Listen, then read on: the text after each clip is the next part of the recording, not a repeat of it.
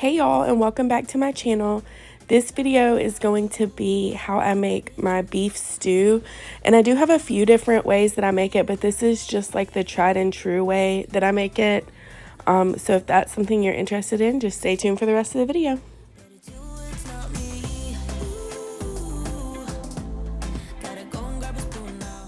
So to start off, it's just your basic beef stew recipe with some onions, celery, carrots, and then I have some diced potatoes. And you can use as little as much as you want. It's really going to depend on how many vegetables you want in your stew, also how much meat you have. And I had about 2 pounds of meat. And I'm going to start off by browning my meat in a little bit of olive oil. I have taken a bowl and put my meat in and then added salt and pepper, garlic powder, onion powder, and some just regular all-purpose flour. And the purpose of this is just to get some color and a sear on your meat. You're not worried about cooking it through or anything like that.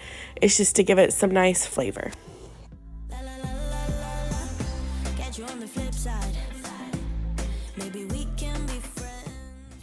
So here I'm using just regular stew meat from the grocery store that's already cut up. But I do prefer to cut up my own roast because I just feel like it's a better cut and quality of meat. But it's really whatever you want to use. I've even used ground beef like hamburger meat in stew and it turned out good. Just whatever you want to use.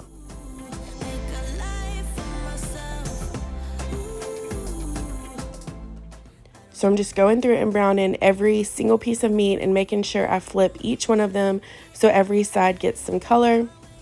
And then once it's done, I'm just going to transfer that into my slow cooker.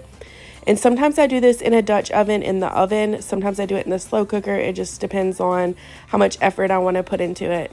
Also, you can skip the browning step altogether and just throw everything in. But I really think sauteing the meat and vegetables adds so much flavor that I always think it's worth the extra step. Once my meat is done, I'm going to throw in my onions and celery.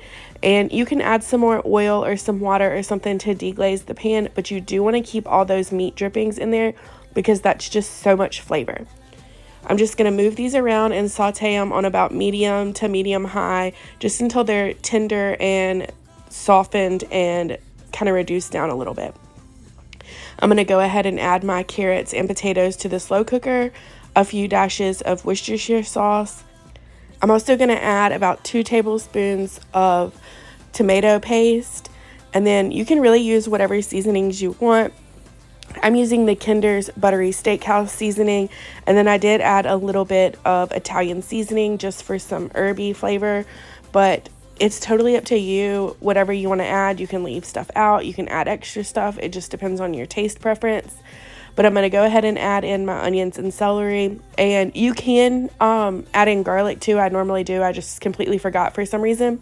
And then I'm going to deglaze my pan with just a little bit of plain water.